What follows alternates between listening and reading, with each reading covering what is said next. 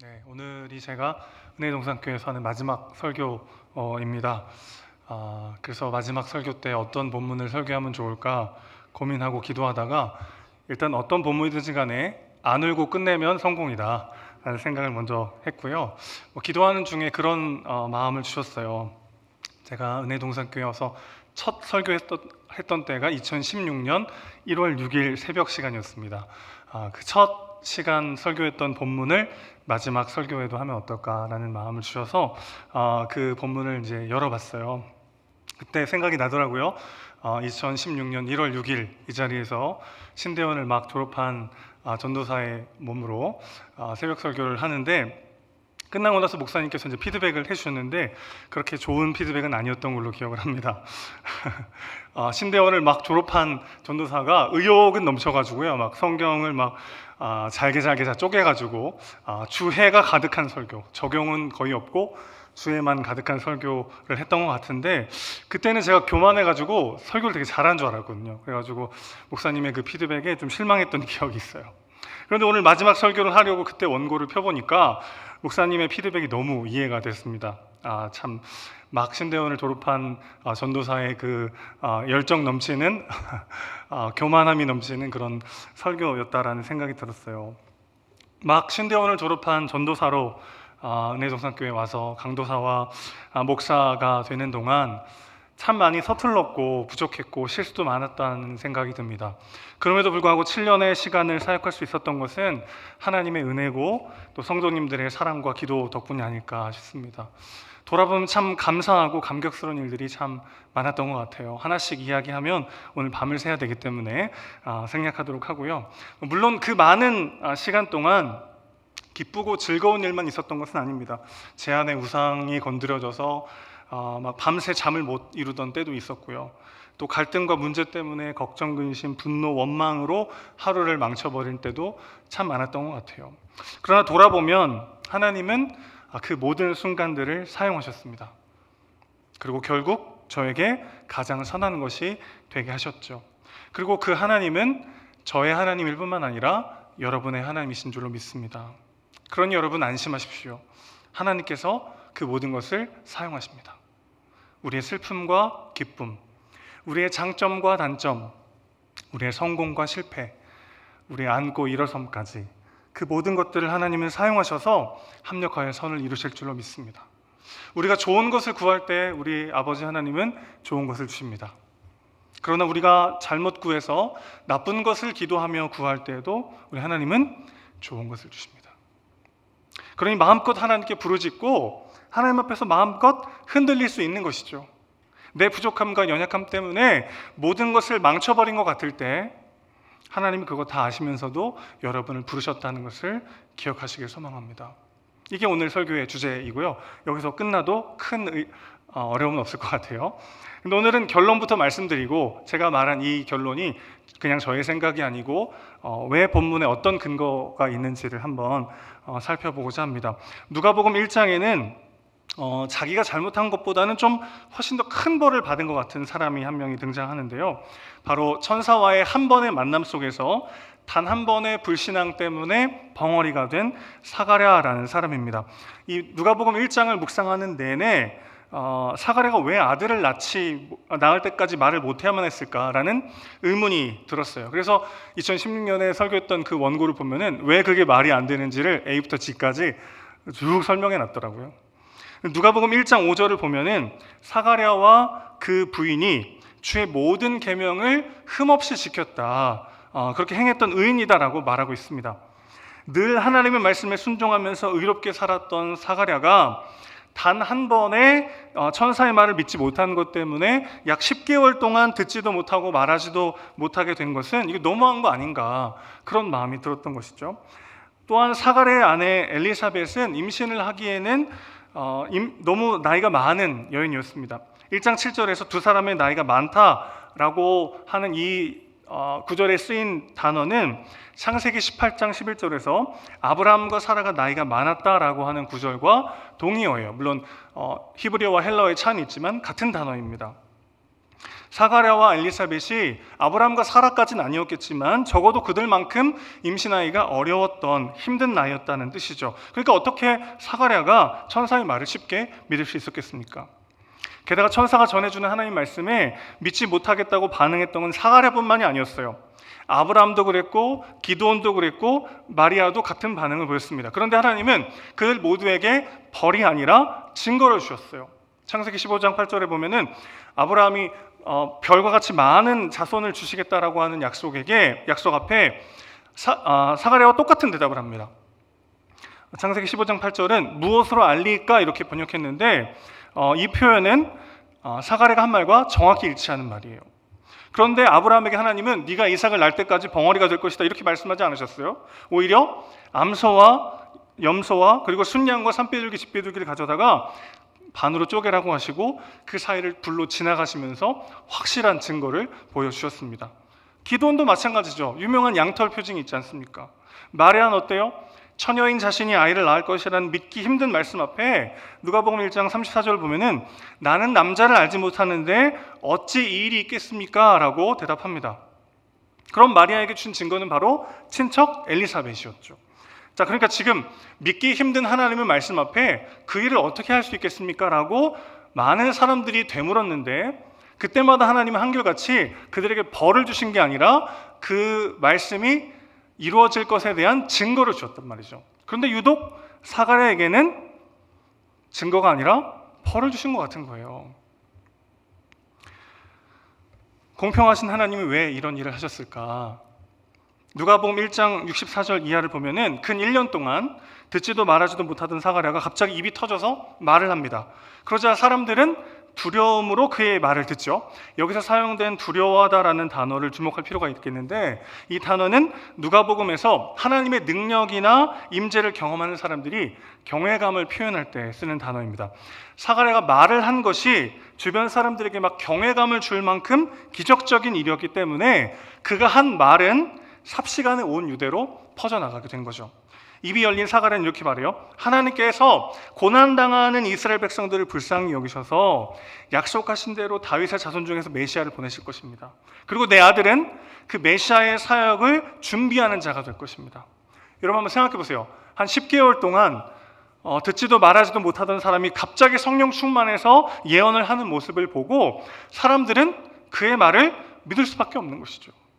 결국 사가랴와 엘리사벳이 아들을 낳을 것이고 그 아들이 메시아의 길을 예비하게 될 것이라는 이 믿기 힘든 말씀의 증거는 다름 아닌 사가랴 자신이었던 거죠.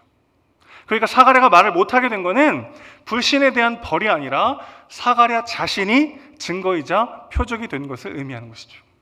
자, 이게 왜 중요할까요? 제가 2016년에 이 얘기하느라고 시간을 다 보냈던 것 같아요. 이게 왜 중요할까요?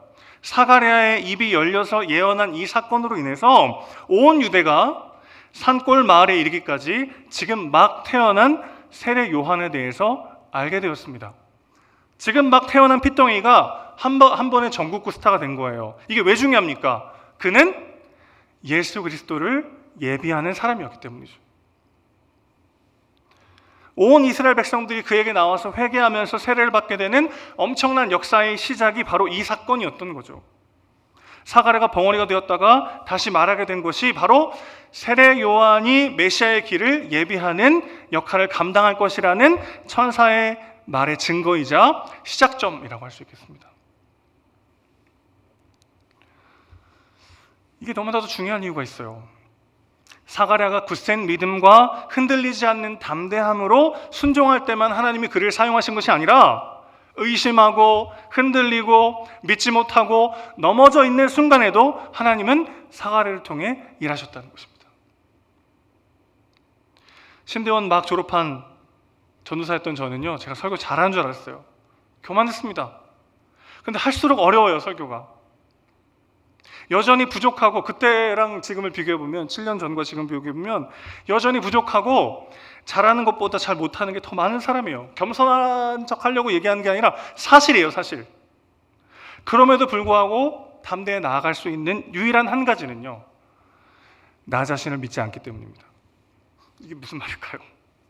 이런 저를 보면 내가 정말 하나님의 부르심에 합당한 사람인가? 정말 하나님의 일을 감당하기에 괜찮은 사람인가? 그런 의심이 계속 들죠. 그런데 이런 나를 부르시고 빚으시고 사용하시는 하나님을 신뢰할 때 나의 연약함을 발견하는 그 순간에도 우리는 담대히 나아갈 수 있게 되는 것이죠.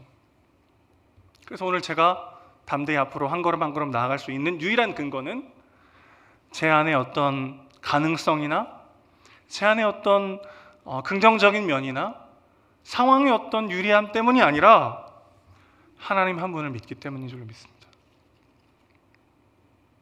우리가 얼마나 나 자신에게 집중하는 존재인지 모르겠어요. 내가 준비가 됐나? 내가 감당할 능력이 있나? 내가 자격이 있는 사람인가? 그런 얘기 우리가 얼마나 많이 합니까? 연말마다 목사님들한테 전화하실 때 목사님들이 전화기 이제 많이 꺼놓잖아요. 연말에는 목사님 제가 계속해도 될까요? 그런 전화들을 많이 하시잖아요. 우리가 얼마나 나 자신에게 집중하는지 모르겠어요. 나 자신의 실력, 나의 경험, 나의 인격의 성숙, 하나님이 만약에 그것만으로 일하실 수 있는 분이라면 하나님이 아니죠. 그분은 우리의 성공을 통해서만 영광 받으신 분이 아니라 우리의 실패와 넘어짐과 부족함을 통해서도 일하실 수 있는 분이신 줄로 믿습니다. 또 현실 때문에 우리의 온 신경을 빼앗길 때가 있어요. 이런 상황에서 지금 이게 가능할까?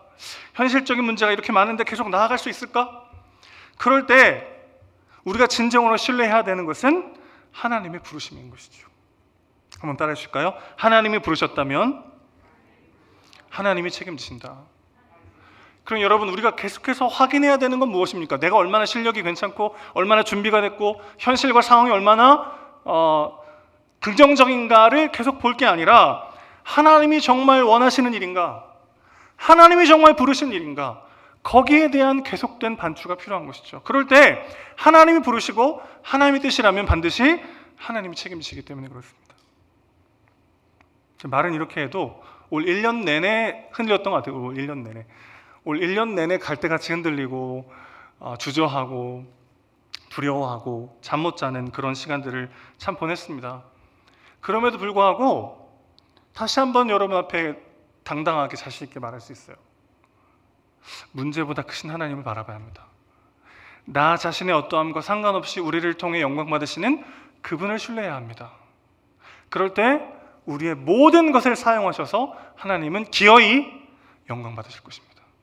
하나님은 기어코 우리의 삶을 통해 자신의 뜻을 이루실 줄로 믿습니다. 그 확실한 근거가 필요하죠.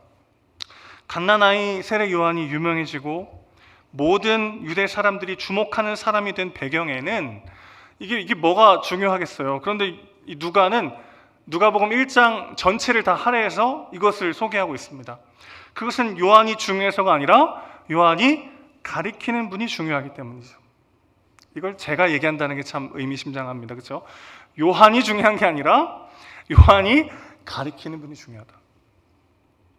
온 유대 사람들이 요한을 알고 주목하게 된 것은 요한이 가리키는 자, 예수 그리스도를 유대 사회 전반에 알리는 너무 중요한 사건이었기 때문이죠. 사랑하는 성도 여러분, 사가랴가 말하지도 듣지도 못하던 10여 개월 동안 자신을 통해 이 엄청난 일이 벌어질 줄 알았을까요? 그의 말 못하는 10개월을 하나님이 너무나도 영광스럽고 존귀하게 사용해 주실 거라는 것을 그는 알지 못했어요. 그저 답답하고, 하나님, 제가 그동안 이렇게 신실하게 하나님을 붙잡고 살아왔고 말씀대로 살아가려고 그렇게 몸부림쳤는데 한 번 내가 의심했다고 해서 그것 때문에 이렇게 저의 마음을 힘들게 하십니까? 그것 때문에 저 이렇게 말을 못하게 하십니까? 얼마나 많이 원망했을까요? 사가랴는 알지 못했을 거예요. 자신의 그 어둠의 터널을 걷는 것 같은 그 10개월을 하나님이 얼마나 영광스럽게 사용하실지 그는 몰랐어요. 자신이 왜 이런 고통을 당해야 되는지 이해하지 못한 채 그는 하루하루를 보냈을 것입니다. 하나님의 모든 율법에 철저히 순종하며 살아왔는데 하나님께서 의인이라고 인정할 만큼 훌륭한 신앙생활을 했는데 딱 한 번 믿지 못함 때문에 왜 나는 이런 고통을 받아야 할까? 그는 도저히 이해할 수가 없었던 것이죠. 그런데 그런 시간이 필요했죠. 다 알았다면 여러분 10개월 만에 입이 열렸을 때 사가랴가 어떻게 말했겠습니까? 여러분, 사실은 여사여사해서 이런 일이면 이렇게 하지 않았겠어요? 근데 10개월 동안 하나님은 철저히 침묵하시죠. 그가 고통당해야 된 의미와 그 결과에 대해서 하나님은 철저히 사가랴에게 침묵하십니다. 그 10개월간의 외로움과 침묵을 견뎌낸 후에 입이 열렸을 때 그는 정말 온 심령으로 자신에게 주셨던 그 말씀을 자기가 1번 증인이 되어 모든 사람에게 선포했던 거죠. 그는 몰랐어야 했어요. 그는 절망해야 했습니다. 그는 철저히 하나님으로부터 단절되어야 했어요. 왜 그렇죠? 하나님 그를 사랑하지 않아서가 아니에요. 하나님은 그를 사용하지 않아서가 아니에요. 오히려 너무 사랑하시기 때문입니다. 너무나도 영광스러운 일로 그를 사용하시기 위해서 그는 그 10개월의 고난의 시간을 견뎌야 했던 것이죠. 저의 10개월의 시간들이 주마등처럼 스쳐 지나가더라고요. 오늘 다시 한번 말씀을 묵상하면서 설교를 준비하는데 지난 10개월의 시간 모르겠어요. 아직도 그 기간 중에 있습니다. 어디로 나아가야 되고 내년 이맘쯤에 어떤 모습으로 하나님의 일하심을 이야기할 수 있을지 아무것도 알 수 없는 상황이죠. 사실 우리들의 삶이 오늘 사가랴의 모습과 다르지 않다고 생각합니다. 새벽마다 기도하고 나름 열심히 주님을 위해서 살려고 몸부림치고 있는 것 같은데 현실은 나아지는 것이 없고 처한 상황은 여전히 고달프고 힘들 때가 있어요. 도무지 이해가 되지 않는 하나님의 침묵과 내버려 두심 속에 우리가 빠져 있을 때도 있습니다. 근데 그 몸부림과 열심이 하나님을 향한 사랑과 헌신에 그 모든 것들의 결과가 이거란 말인가? 그런 생각이 들 정도로 하나님의 오랜 침묵 때문에 상처받고 절망할 때도 있죠.